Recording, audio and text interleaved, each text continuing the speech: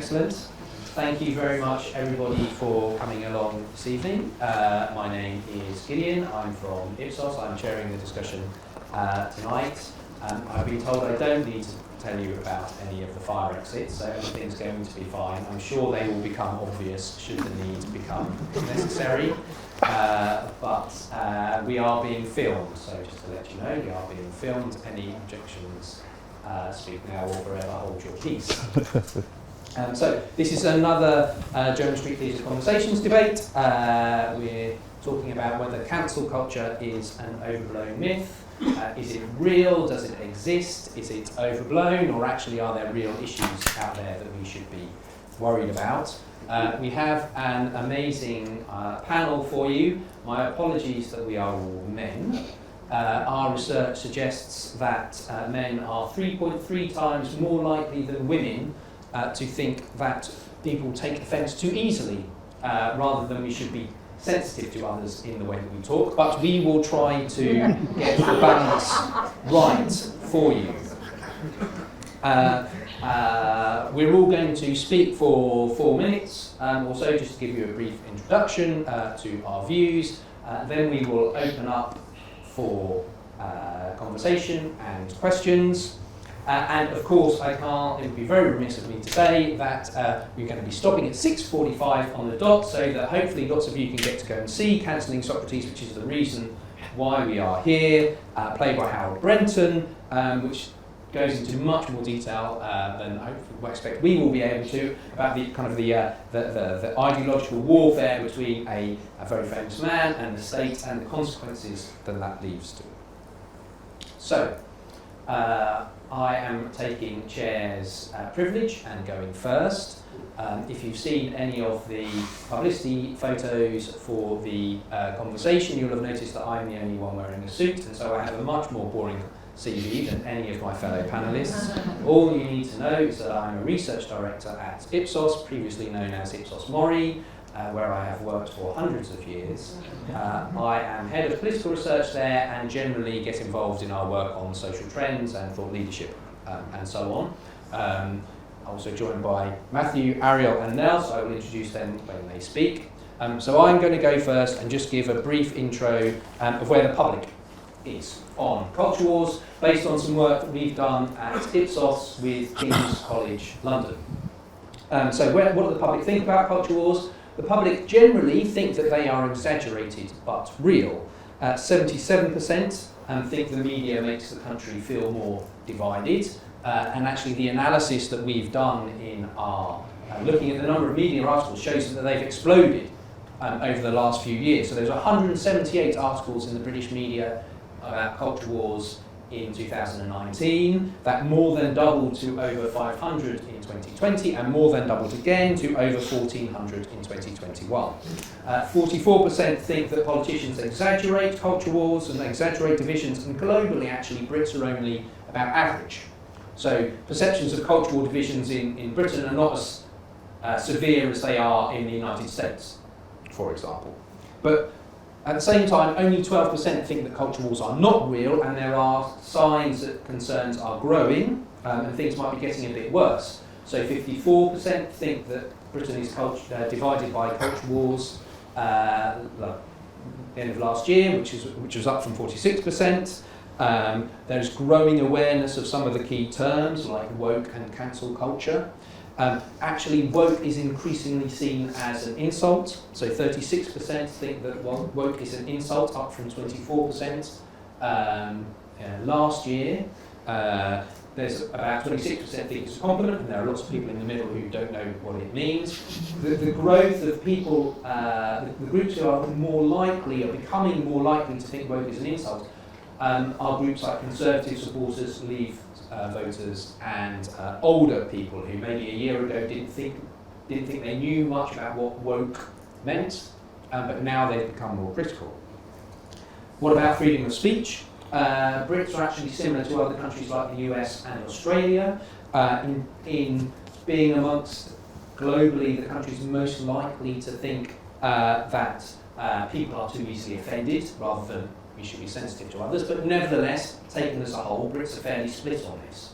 So around about a third of Brits think that people are too easily offended, but around about another third think that we should be more sensitive to others in the way that we speak. And actually, if anything, as a counterpoint to the growth in people who think that woke is an insult, we're also seeing a growth in that we should be more sensitive in the way that we speak too. Nevertheless, broadly, people still think freedom of speech is more threatened generally than freedom from abusive speech. And generally, whilst there is support for actions restricting freedom of speech in certain circumstances, for example, just under half think that supporters who boo taking the knee should be banned, generally people aren't in favour of blanket bans on freedom of speech. So we asked about 8 different actions that could be taken restricting freedom of speech. Now, whilst most people were supportive of at least one of them, only a minority supported most of them. But underneath all of this, there's lots of nuance. It all depends on the circumstances. So, for example, comedians are given more licence to offend than, say, teachers or the Prime Minister. People make a distinction between threatening or abusive speech compared with offensive speech. And some topics, such as, say, race, sexual or gender identity, are seen as more sensitive than, say, political topics like Brexit.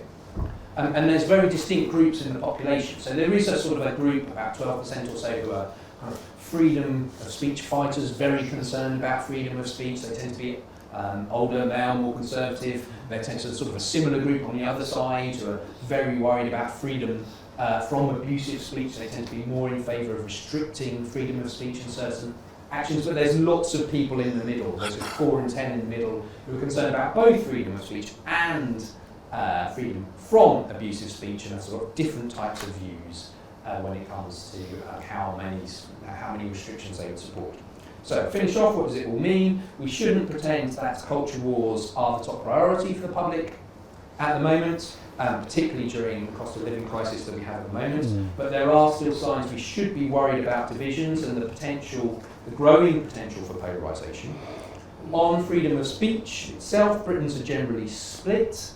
But the instinct is broadly in favour of being worried about freedom of speech and thinking that people should be exposed to a range of different viewpoints rather than banning freedom, but rather than restricting freedom of speech. But people will support it in certain circumstances. But underneath it all, there's lots of nuance. It depends on the situation, it depends on the tone of each speech, the sort of the topic, and the person that you're talking about, and there's lots of different groups within the population. We shouldn't just concentrate on the people in the extremes. We should remember that there's lots in the middle too. So, thank you. That was my 5 minutes. That's broadly where the public is. We're now going to hear from Matthew Xia. Matthew is a theatre director, composer. He was the first DJ to join BBC Radio 1 Extra. He's the current artistic director of the Actors Touring Company, and his work's been staged at venues including the Young Vic, the Royal Exchange and the Royal Court. When he was younger, he wanted to be a magician, apparently, and he's also performed to an audience of 1 billion at the London 2012 Paralympics, so hopefully we won't be too much of a fright for you. Matthew. I didn't have to speak to them, I just had to play music. Okay, I've written a provocation here. I say a provocation, a series of thoughts.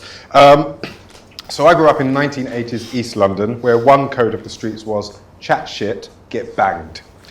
Or rather, actions have consequences. About 2 years ago, I went to the R section of my extensive record collection and threw out every single R. Kelly record I had. This was the same day he was imprisoned. I cancelled him, personally, in my own house, because of my personal principles and values. What we're really speaking about is simply accountability, being held to and judged upon what you say and do, being perceived through a lens of a moral compass and understanding that people have principles. I don't believe there's such a thing as cancel culture. Who has been cancelled? People have been arrested, yes, imprisoned, boycotted, protested against, sure. Cancelled? No. What has shifted is that we now have the ability to communicate directly with those who historically have sat in high towers. The internet has enabled global solidarity and allyship based on principles and integrity. The truth is, if you piss off enough people and your brand wanes, your ticket sales drop, and there's a public campaign against you and your work, that's called just desserts. Reaping what one sows. I'm more interested in how one responds to this than how it's defined. Let's think about those who have apparently been cancelled, shall we? Louis C.K., who, having been publicly scorned for indecent exposure, putting female comedians in positions where they felt powerless and ashamed, he was then fired by his management. He was dropped from a number of streaming platforms. What outcome do people think should have happened? Because if he wasn't rich, famous, and therefore powerful, if he was your work colleague, say, I imagine you may also have given him the cold shoulder and hoped that he was in some way reprimanded, investigated, possibly fired. Well, that is what happened, but at a scale equal to his success. And guess what? Now he has new management, a book deal, and a national tour. J.K. Rowling. I won't go into the complexities of her bullshit. Someone's written here, that must be me. But has she been cancelled? No, of course she hasn't. Large sections of society have taken against her opinions on the trans community and biological sex, and they've deemed her irrelevant. They boycott her work. Is she affected by this? Is she still a multimillionaire publishing books which go straight to the bookshop window displays? Is she still having movies made? Does she still have a theme park based on her creations? A 7-hour, 2-part theatrical extravaganza for all the family in the West End and Broadway? Of course she does. The truth is, if you are powerful, and that includes the characteristics/signifiers that are often associated with power, male, white, wealthy, non-disabled, cis, heterosexual, etc., you can pretty much say what you like without having to really face the consequences. So cancel culture doesn't exist. Sure, people are more empowered in their ability to speak directly to the source, and people have the right to choose what to consume and to engage with. And if someone says or does something disagreeable, then as individuals, we have the right, the autonomy, and the ability to ignore them and their work. If you find yourself the victim of a campaign of censure, then consider what has been done, what you have done or said to warrant this. This is nothing new, as the play here demonstrates. People have been boycotting since Charles C. Boycott. It may just encourage people to be more considerate in what they say and do. As Toni Morrison said, be the best you can be until you know better, then be better. Two other things I've not really written down, but a friend of mine said, it's not calling people out, it's calling people in. The reason that we talk about these behaviours is we hope that people change their behaviours. A brilliant example of that is the singer-songwriter Lizzo, who you may have seen very recently. In the last week, there was a campaign against her because she used the word, it's a slur, but pardon me for saying it, she used the word spaz in a song, which she has a different understanding of what that means in American context. Of course, here, it means something completely different and is like a banned word, isn't it? She re-recorded the song, she re-released the song. She said, I've learned from what you have said, I aim to do better. I don't wish to put abusive language out into the world. I think that's my 3 minutes. Okay, so next we have Dr Ariel Hessayon. Ariel is an early modern historian, currently reader in the Department of History of Goldsmiths University of London. He's the author of Gold Tried in the Fire, the Prophet Thoreau Jean Tanny, and the English Revolution, and he's written extensively on a variety of early modern topics, including book burning, which could be relevant. I also noticed that he's recently written on something entitled Beastly Fury and Extreme Violence, Pain, Injury and Death resulting from football and other ball games played in the British Isles before the Reformation. I want to say something like plus ça change. Thanks very much, Gideon. I'm conscious I only have 4 minutes, so I'll keep it brief. I've been asked to give an historical perspective. The first thing to say, of course, is does counterculture exist, or is it a right-wing myth that's been created as a way of bashing the woke, as a way of mobilising support on the right against the perceived enemy to try and get increased support? And the point I want to make, of course, which is a self-evident one, is that there is nothing new about censorship, but there is a distinction between, and I think this goes to something that Matthew was saying, there's a distinction between being censored and being denied a platform to speak publicly. They're not entirely the same things. Now, in the early modern period, by which I mean the 15th, 16th and 17th and early 18th century, there are different types of debates that are being censored. So these are the parallels I want to draw and wonder whether really the spheres that are being censored now or being cancelled are analogous. One, of course, is political discourse. We had Brexit mentioned earlier on. Political discourse was you were not allowed to in any way challenge authority. There was even a sense in which commoners, that's all of us, I guess, no offence if you're not, were not entitled to know the secrets of state. It was none of their business what Parliament got up to. It was none of their business what the monarchy did. And you should be censored if you talked about it, if somebody leaked information to you. We, of course, have parallels today where certain civil servants and the like give us information that we shouldn't be privy to. We have an Official Secrets Act to prosecute them if they break it. The other is religious discourse. Again, this is a parallel. There's some areas of religion that are quite sensitive to talk about. And in our period, it's a way in which the clergy could keep their monopoly on power. The head of the church was, of course, still the crown, as is now. And it was a way in which the clergy could exercise a monopoly of interpretation, a monopoly of doctrine, and therefore a monopoly of homogeneous beliefs and control. And they would stigmatize their enemies by calling them blasphemous, by calling them heretical, but ultimately it was a way of silencing.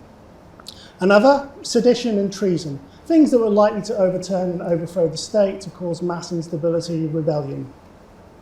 And a final one, personal attacks on the rich and famous. I think, again, we have very strong indications here.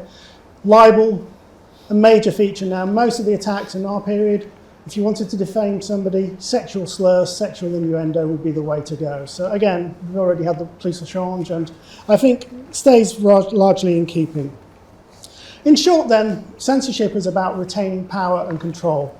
It's about retaining authority, and it's about stigmatizing, challenging, and silencing those who would challenge that authority. This led to various types of censorship that could be enforced. We could call them pre-publication censorship, post-publication censorship, and self-censorship. Pre-publication censorship is where you censor somebody before they get the chance to say it. Post-publication is when you censor them after they've said it. And self-censorship is what I'm doing now. I'm hiding the words that I'm thinking I want to say because I want to be invited back, quite frankly. So pre-publication censorship rests on this thing called the licensing. The idea that somebody or a group of people would read your work prior to publication. For newspapers, of course, still today you have editors. For books, you have publishers. And they would either expunge the offending text entirely, ban the book, or more sophisticatedly, moderate its content and ask the author to draw back some of the more offensive and perhaps be more subtle and more elusive in the way that they wanted to challenge the existing authority. And of course, we can draw comparisons today. I think pre-publication censorship largely is non-existent in this country today, but we certainly, in my mind, have a range of post-publication censorships analogous to our period. In our period, during the English Revolution of 1641 to 1660, pre-publication censorship breaks down. Post-publication censorship is enforced by imprisoning authors, imprisoning publishers, destroying their printing equipment, fining them, and in extreme cases, as Gideon alluded to, burning publicly their books. We have the same, of course, today in social media. It's impossible to police social media today. Anybody can say what they want, and then the minute they say it, you can have your video pulled from YouTube, you can have your Twitter feed cancelled, and the like. There are also then strategies of evasion, and again, I think we have that, and I'm sure the play will talk about the strategies of evasion. One, of course, is to disguise your authorship through, for example, using a pseudonym, or anonymity, or using false trails, or giving indications that you are one person, but it's in fact a fictitious authorial persona, and you're somebody else entirely. We have exactly the same, of course, with social media. So there are different ways in which you can evade this. I want to make sort of two more points. One is famously John Milton argued for freedom of speech in Areopagitica. He associated censorship with the Inquisition. I know you don't expect it, but yes, he did mean the Spanish Inquisition. For him, the Inquisition had an index of prohibited books, and censorship was something that had inquisitorial ways of thinking. In other words, perhaps even a gateway to modern totalitarianism. What Milton was for was the vitality of ideas, the idea to be able to say something and to offend. And he had offended many contemporaries by advocating for something we take today for granted, divorce. He was most famous because he didn't get on with his wife and wanted to divorce her, which at that point could only be achieved by being a member of the royal family or getting an act passed in the House of Lords. He challenged all that. But what he was saying was that we should be able to say what we want, but we must have accountability for it. That we must not hide behind false disguises. We must remove that cloak of anonymity and pseudonymity. And the final point I want to make, which will link in with our play this evening, is that there is a further strategy in which you can, of course, avoid censorship. As an historian or somebody writing about the past, you pretend to write a play about Socrates, or you could write a discourse about the Roman Republic or the Hebrew Republic. But what, of course, you're really doing is writing a thinly veiled political commentary for today. and you have the defence mechanism that you are merely writing about the past, when of course all your illusions, if I was to write about an obese Roman senator with tousled blonde hair who had 6 or 7 children, wasn't quite able to recall it, pretended to be a populist, was in fact secretly corrupt and conniving, I would be writing about this particular Roman senator. I don't see how you could possibly think it would be about anything else. And I'm sure this evening's play on Socrates will have much the same message, that it's in fact about what it says to us today as much as about ancient Athens. Thank you. Thank you, Ariel. Okay, so last but definitely not least, we have Nels Abbey. Nels is a British-Nigerian writer, media executive and satirist. He wasn't a magician before he did that, but he was a banker. So similarly, creating money out of nothing. He's been published in all major newspapers and magazines. He is a co-founder of the Black Writers Guild. He has recently published Think Like a White Man, a satirical guide to conquering the world while black, which has got some great reviews on Amazon and it is available on all good bookshops. He's also recently been described, I noticed on Twitter, as a dazzling wit and wise soul. So he's the perfect person to finish us off. No, thank you so much, Gideon. You're very generous. I think so. One of my concerns about when we get into these sorts of discussions is that far too often we're talking about the elites, or we're talking about what goes on in the arts, or somewhere that's almost some degree inaccessible to most people. I just want to talk about this from almost the human basic level. And I'm going to take you back to earlier times. I'm going to take you back to the morning of the 11th of September 2001.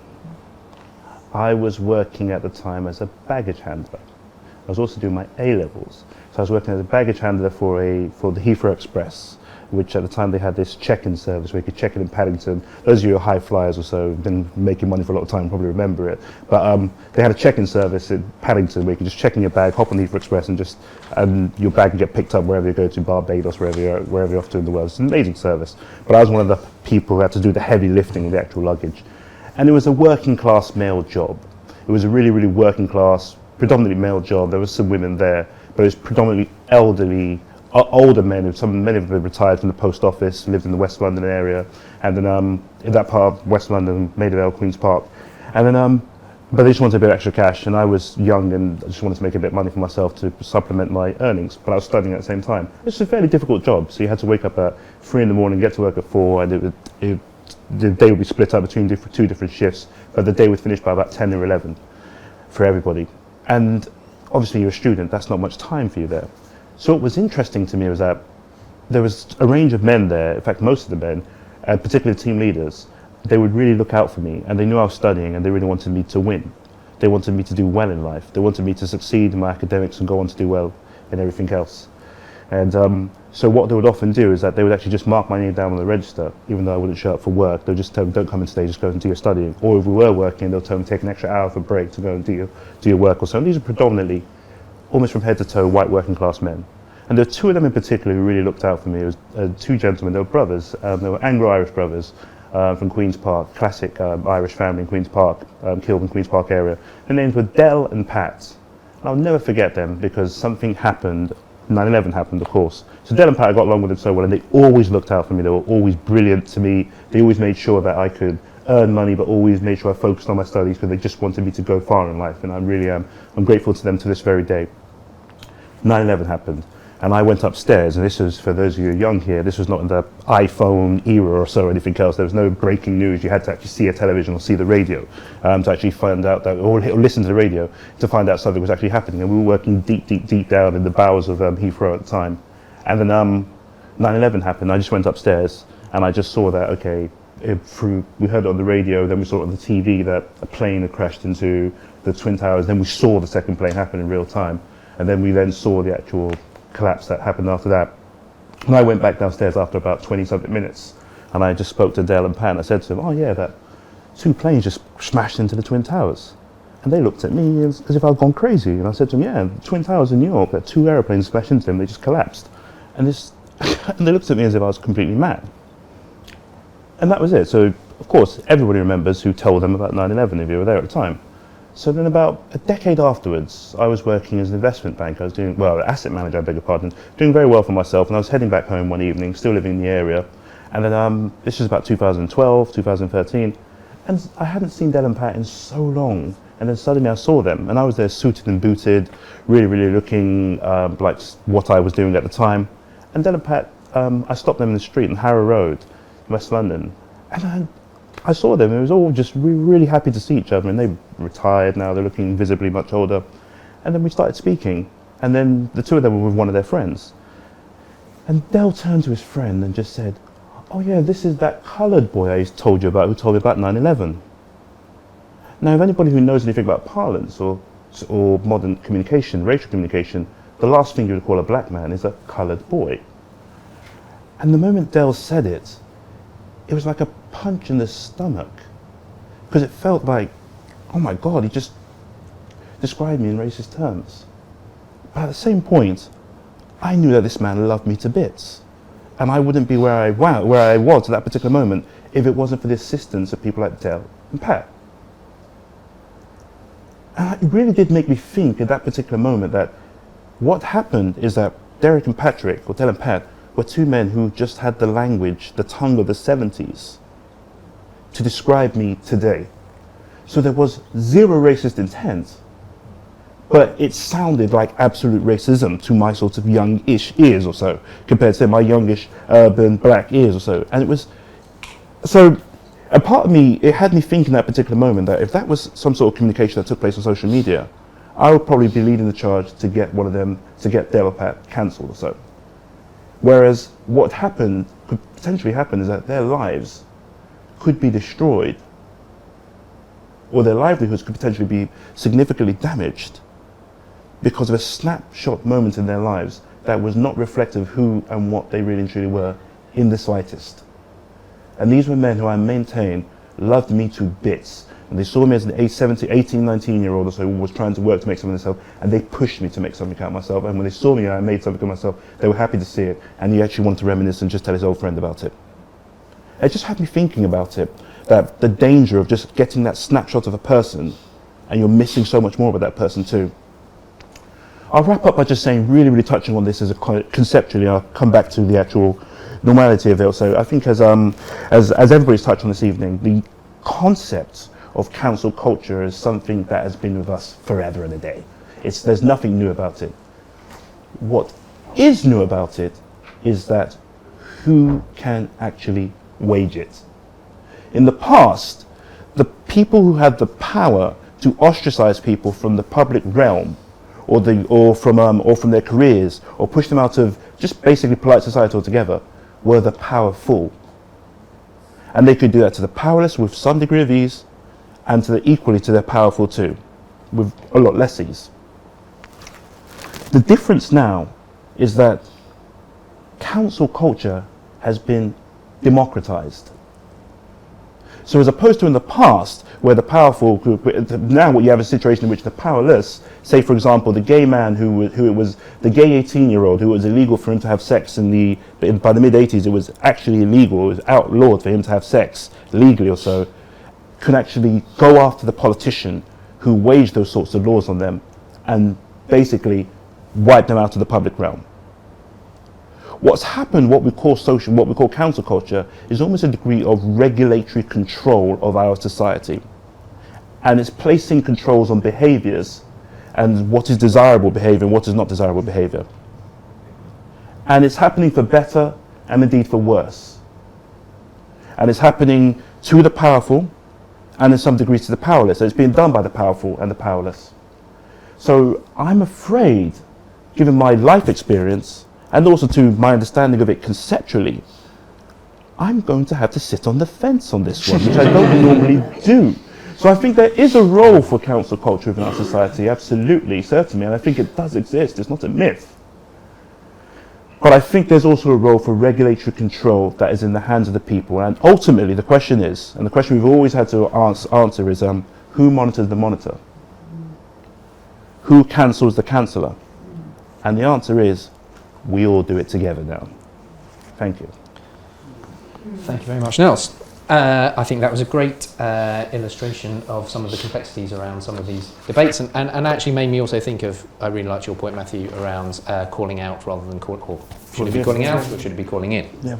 Okay, so you've heard lots from us, not too much I hope, but we have 20-25 minutes or so for questions and conversation. So does anybody have any questions? Don't be shy. I can always start some off, but don't be shy. Anybody have some questions? We've got, I think we had 3. I'm happy to take it in 3. Did you put your hand up? Yes? Okay, I'll take it in 3, so I'll start with you, sir. Yeah, I'm just, sometimes I'm a little bit worried that all the statistics you read out, which is looking to cover the British public, the actual lens with which we hear anything is the media. So let us say the media is X percent, 2%, 1% of the population in the UK. Yeah. That 1% controls that message to a massive extent. And they control it so they sell more papers, so they get people watching their newsfeeds. For whatever reason, they're a business. And that worries me, that the actual vision and lens we look at it is very polarised. Yeah. If I can just pick up one thing you said as well about taking all your R. Kelly stuff out, and then I think it was mentioned that you were hired by the BBC, they still have as their flagship statue on New Broadcasting House a guy who abused his own daughter, Eric Gill, sitting right above the door, disgraceful. Abuse his dog too, by the way, but yeah, sorry. Well, I've fallen for you. Yeah. Let's not forget the dogs, but yeah. Okay. Okay, Anyway. cool. Thank you. Indeed. We'll take a group and then we'll come back to them. So yes, sir, I think. Okay. You talked about cancelling people. My concern is not so much for J.K. Rowling or whoever, but cancelling significant debate on difficult issues. Mm-hmm. The transgender, particularly transgender in sport, is a tricky issue that many people feel disempowered from debating because there are very strongly held views that don't wish to hear the debate. Okay. And how do we deal with having a serious debate about difficult issues? Okay, thank you. And then there was one over here. Yes. So. Mine is a question, and as you started by explaining the work that Ipsos has been doing, it just struck me to think, have you got anything comparable that you've done before, and yes or no to that, but also what will you do in the future? Because although you've got some data now, in isolation, I'm not quite sure what we do with that, because this is a movable feast, as obviously the other guests have spoken about, and it will continue to be so. That's just the way it is. So will Ipsos continue to model this? Will it be consistent in the modelling of it, or, forgive me, is this just something that is, commercially interesting to Ipsos at the moment, but it may disappear completely?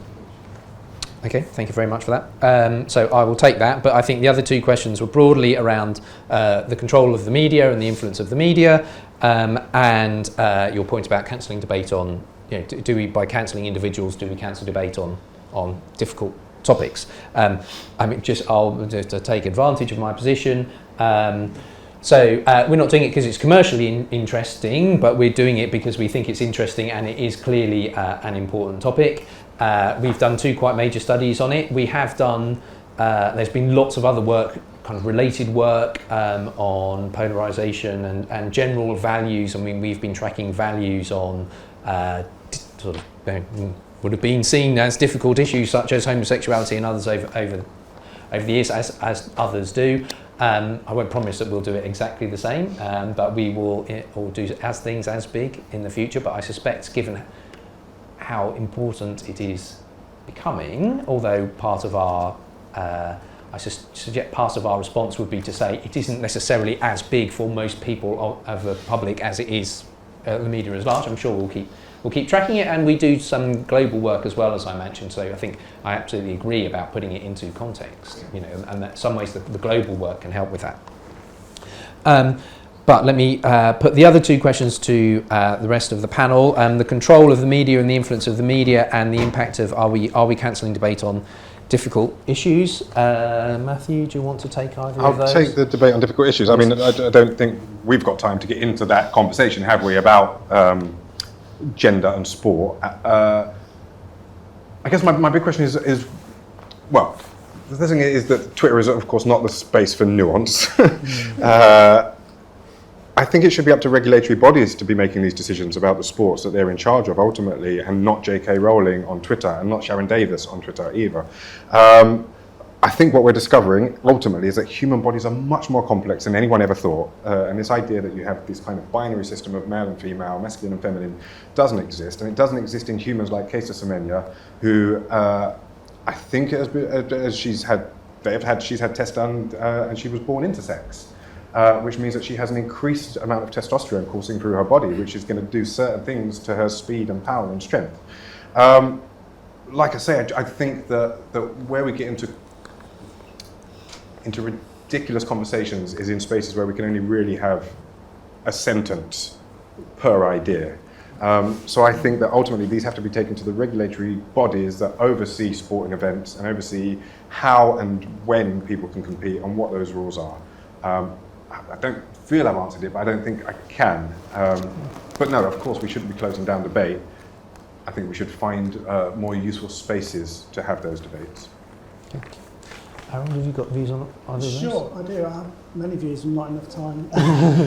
One of my views, the question on the media, I mean, obviously there's nothing new in media control of discourse, and even in my period, major political factions would pay journalists to propagandise on their behalf. But the point is that, and this goes back to what's already been said on the panel, we are in a position now where, if it's not democratised, we have a more pluralistic view of who can intervene in debate, whereby the media may have the greatest reach, but there are independent people, and I'd never listened to it, but apparently people like Joe Rogan get enormous amounts of views and readership. People can build up a following and a platform and can have alternative viewpoints. And so it's a multipolar world rather than a monopoly or a cartel of owners of newspapers and owners of TV channels. There's much more diversity of voices. You still have to be successful, you still have to be controversial to be able to get that attention. The other point I want to make, because I know we're going to be running out of time very quickly, is, and I don't want to get into the nuance of the debates about J.K. Rowling and such, but I'm sure many of you are familiar with the expression that revolutions eat their own, that one of the things that you will experience as we self-police discourse is that there'll be a drive for ideological purity, and people will always be seeking to outdo each other. And those that were once at the forefront of policing debate now will eventually find themselves victim by people who are far more extreme than them, and will get their comeuppances. And that happens all the time in revolutions, and I'm sure this is the type of thing that will play out again. Okay, thank you. Good point. Nels, do you have views on either the media or cancelling debate on difficult issues? I think in relation to the media, I think the point that Matthew made, I beg your pardon, sorry, that, goodness gracious me, I'm just revealing myself, sorry. Ariel. Yeah, you made is actually brilliant, because it speaks to it. But at the moment, what we still have is a situation where what we describe as mass media, or some people use the term mainstream media, still has the biggest voice and the most credibility too. So what they often say often dominates the debate, and we often find even the people on, say, democratized media or social media or so are often responding to what they see there. So that is one thing. In relation to what Matthew mentioned earlier on about regulators should be responsible for actually regulating things like sport and that sort of stuff, I agree, but there's limitations on it, because I don't believe that the regulators themselves are not swayed by what's going on in the social arena. So the social arena does maintain a degree of importance, and there is indeed an element of curtailing of difficult discussions that sometimes need to be had. Now, some of those difficult discussions can take us into dark places. Don't get me wrong. I'm a black person, so I know what the history of phrenology is, or pseudoscience, and all sorts of other crazy stuff that's happened in the world. So, but there are some things so that we are, as the society is evolving, as we're moving in a certain direction, so that we do need to understand them a lot more. So, if you take, for example, you mentioned Caster Semenya. The Caster Semenya had to take I will use the term testosterone. I think I don't know if that's a technical scientific term. But then at the same time, you're seeing there's a lot of things that's going on in the sports world, so that if you're just a lay person, doesn't make much sense to you. And there's double standards there at the same time too, in terms of who is approached to what. And you're also seeing who in society holds power to actually influence certain decisions, so it's still having that influence too. So I think yeah, there is an element of curtailing of difficult debates. Some of the debates are indeed confusing to people. They are indeed things that need questioning. And there is an element to which we are curtailing them in a way that I do not feel is actually really going to benefit us in the long term. I think you've got to sometimes have the dirty debate in order to get to the clean outcomes. Thank you. I will just briefly say on the media, I think actually culture wars are quite a good example of the complexity around it, because on the one hand, it is clear that the media have been paying a lot more attention to it over the last few years. So there is some aspects, and this actually follows what could be seen in the States, where to a certain extent it was a top-down phenomenon. And I think some of the original academic descriptions of culture wars in the States were very much as a top-down phenomenon. At the same time, though, I'm always slightly wary about blaming everything on the media. I mean, we've talked about the wide proliferation, the kind of the topics that the media pick up on, and not necessarily the ones that the public will think of when they are thinking about culture wars, or about other topics. Also, it's all parts of the Guardian is, I think, talking about culture wars more than a lot of the right-wing papers, for example. So it's not necessarily just one side or the other who are picking up on these things. And there's always a bit of a chicken and egg about it. Is that is it that the media is driving your opinion, or do you sort of follow the media that fits with your opinion in the first place? So I was quite wary about blaming everything on the media, but I mean they clearly in culture wars are playing a big role. Okay, I think we do have time for another few questions. I can see 1, 2. Any other questions? I haven't seen any. Sorry if I can't peering through the. Was there one over there? Did I see? Yes. Thank you. My question is slightly open. Is there a balance between questioning what people inquire to the cancelling the person or the idea or the concept? Sorry, could you just speak up a little?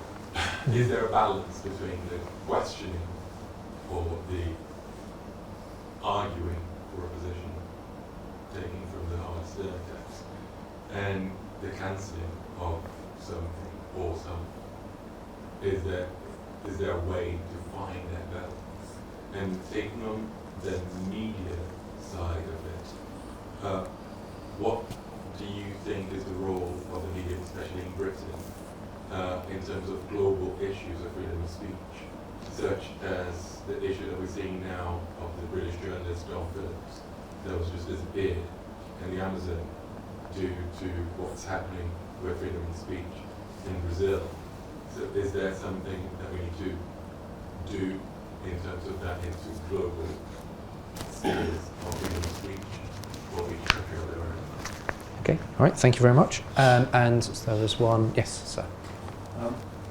Following on from the last speaker, you questioned the issue about possibly cancelling culture has become more possibly democratic and inclusive. So, I mean, things that we question that into probably 2 brief examples. One, the recent cancelling by Cineworld of the film about a particular variant of Islam or interpretation historically of Islam, and because a group that opposed that particular version were able to passionately protest against it, then the vast majority of people, I presume, who would have given it a chance, to see the film, were deprived of that by a passionate minority, but still, I presume, a minority. So, is that democratic or is it not? And the other example, again, because I'm just the whole idea of comedy and free speech. Jimmy Carr, possibly the most obvious examples. He made 2 very, very controversial jokes recently. One was around suggesting that war veterans from Iraq and so on who had their limbs blown off will make very good Paralympic athletes. And then he had to come back from that, was pilloried by that. He apologised profusely and said, I'll never say that joke again, I'm really, really sorry. more recently he made a joke saying that Hitler and the Nazis were right to commit genocide against travellers and gypsy communities. He had some sort of backlash, but as far as I know, he's not apologised for it. He'll probably do it again in some other variation, which again suggests that there is a more powerful minority, probably numerically, certain terms of their weight in society, that are able to get Jimmy Carter then in future possibly censor himself, or even not a conscience because he thought have to. Whereas the gypsy community, well, they're fair game, so that from his perspective. So again, it's an issue about how democratic is it when the more powerful minorities can actually exert some pressure and others can't. Okay, that's a very nuanced question. Thank you for that. Okay, so I think we have questions around how do we get the right balance between arguing with people and with people from different views and cancelling them. We have questions again about the role of the media, maybe particularly globally, in different countries or different cultures or different backgrounds. And then we have a couple of questions around the role of minority views. Maybe when, with the role of minorities, perhaps they are more passionate, but nevertheless, are they more directly affected? How do we take about that? And then maybe the difference between minorities or affected groups who are able to express their views forcefully, and those maybe who don't have that opportunity too.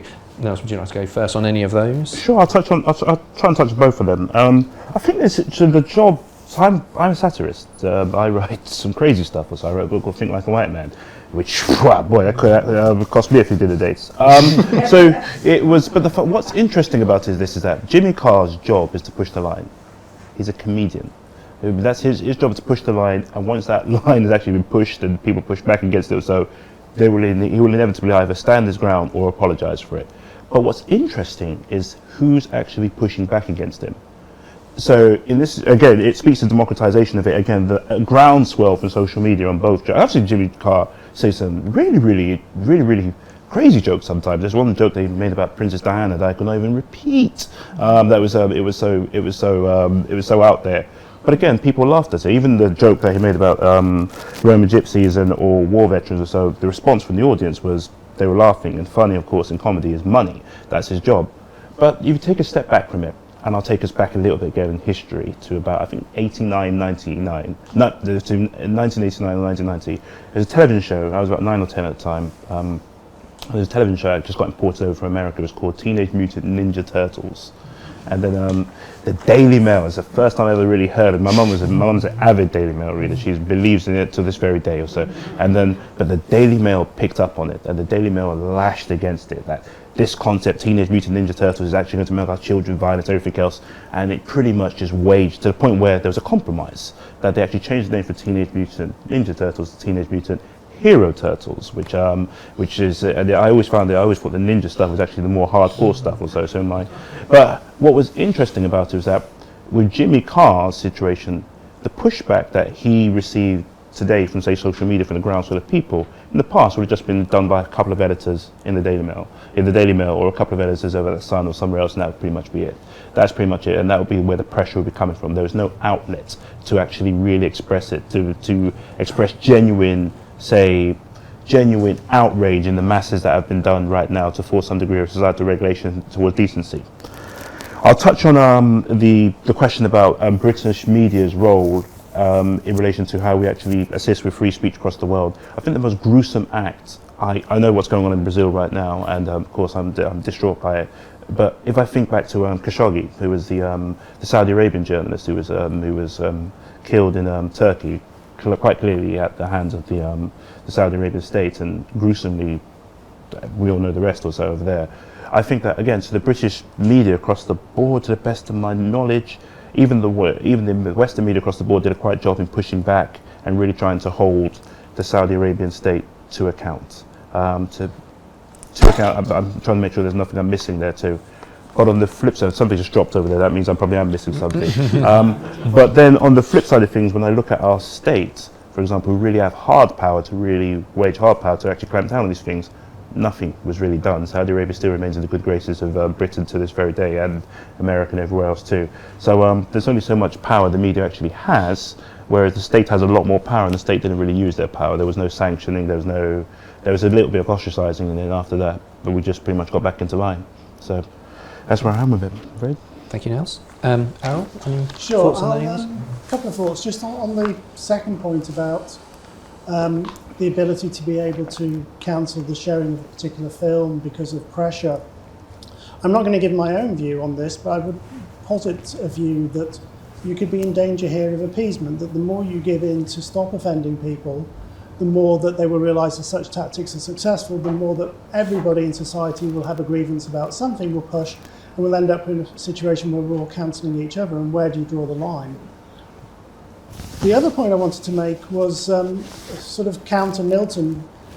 How do we get around the idea that if people are being cancelled for saying something, and yet at the same time we need to have the debates, can we have the debates with some form of impunity, provided we don't break the law, that we're just causing offence, but we're not breaking the law? The law's very clear, I'm not going to get into the law. And then we're back into the question of, can we just submit ideas anonymously for the purpose of debate, so that we ourselves don't have the repercussions of them? But the debates themselves are important to be had, because without the debate we can't in any way have any form of progress and ideas. All the things and all the injustices that have been fought for over the last 30 years have been challenges to authority.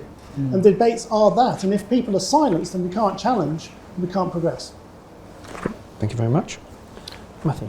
I'm just thinking about the thing about comedians, really, and censorship, particularly around that film that you mentioned.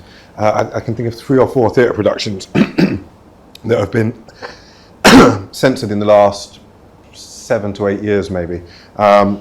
And they've always been censored by community groups, never by, a kind of legislature or a kind of top-down approach. It's always people stood outside the venue saying, this work can't happen, this is offensive to me. And I just think about the idea that we're dealing with people's lived experiences quite a lot of the time.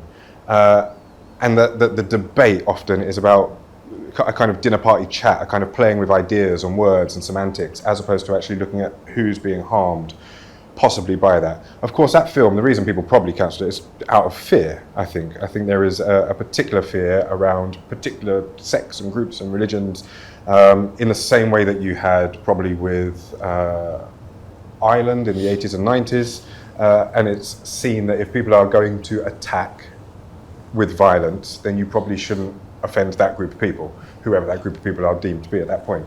I don't agree with that at all. And I think you will know this. Who is it who said, I don't agree with what you say, but I defend? Okay, so it's attributed to Voltaire, but it was actually his 20th century biography. That's where I am with that. And I think we should be able to see the art, we should be able to experience it ourselves and make our own minds up, as opposed to censoring it.